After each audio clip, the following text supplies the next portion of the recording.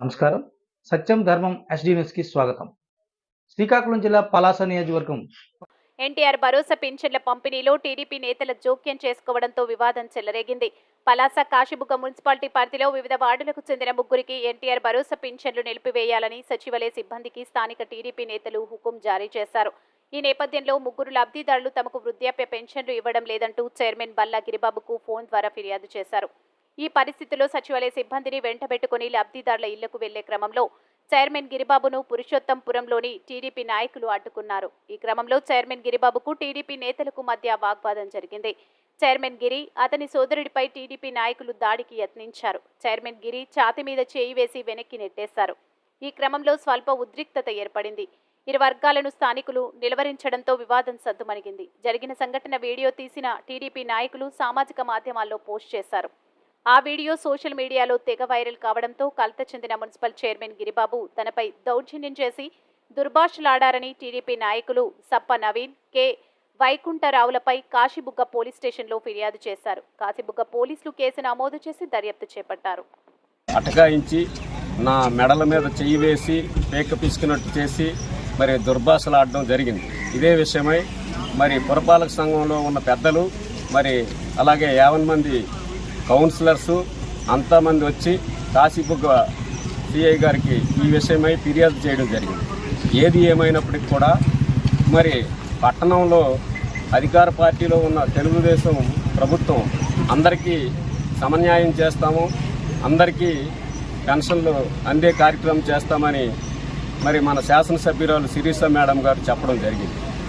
మరి అలాంటప్పుడు ఇలాంటి కార్యక్రమాలు ఎంతవరకు సమంజసమని, ఇప్పుడు గెలుపు ఓటములు సహజంగా ఉంటాయి రాజకీయ పార్టీలకి. ఏ పార్టీ శాశ్వతం కాదు. అయినప్పుడు కూడా శాంతి భద్రతలు విఘాతం కలిగిస్తూ మరి పెన్షన్లు ఆపివేయించడము, లేదంటే ఆవిడికి తెలుసో తెలియదో కానీ ఆపివేయించడము, law and order problem create చేయడము, మరి ఇళ్లపై దాడులు చేయడము, వెళ్ళిన వారిపై ఇలాగా చేయి చేసుకోవడము, తోసి మరి దౌర్జన్యాలు చేయడం అన్నది సమంజసం కాదు.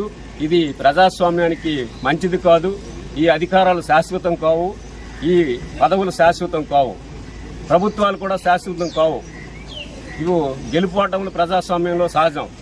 అధికారం ఉండొచ్చు, పోవచ్చు, కానీ ఇలాంటి కార్యక్రమాలు చేస్తే ప్రజాస్వామ్యానికి తూట్లు పొడిచే వ్యవస్థల మనమే తయారు చేసినట్టు అవుతుందని నేనైతే అధికార పార్టీ నాయకులకు తెలియజేస్తున్నాను.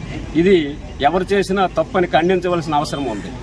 లేదంటే మరి లా అండ్ ఆర్డర్ ప్రాబ్లం క్రియేట్ చేస్తే, ఇదే పరిస్థితి అందరూ చేస్తే మరి రాజకీయం అంటూ ప్రజాస్వామ్యం అంటూ ఈ దేశంలో మరి ఉండకపోయి మళ్ళీ రాజరికం వచ్చే పరిస్థితి కనిపిస్తుందని మీ అందరికీ నేను తెలియజేస్తున్నాను.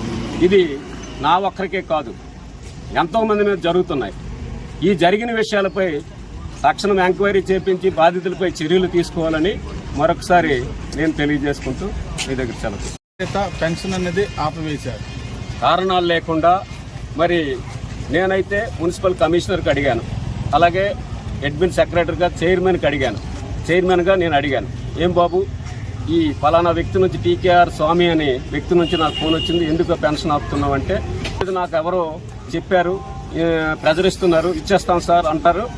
అలాగే వీళ్ళు చెప్పారు, వాళ్ళు చెప్పారు, ఎక్కడో మాటలు విన్నాం తప్పి కానీ డైరెక్ట్గా అయితే ఆ ఐడి నాకైతే చెప్పలేదు. కానీ కాశీ మున్సిపాలిటీలో పెన్షన్ ఆపడం, పురుషోత్పురం లేబర్ కాలనీ అడిగి క్లారిఫికేషన్ తెప్పించుకున్నాను.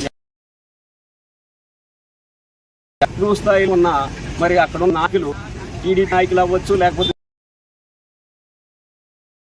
ఒప్పిట్లో ఉంచుకొని వాళ్ళు ఇళ్ళదంచు ఎదిరి వాళ్ళకి కస్టడీలో ఉంచడం వలన ఈ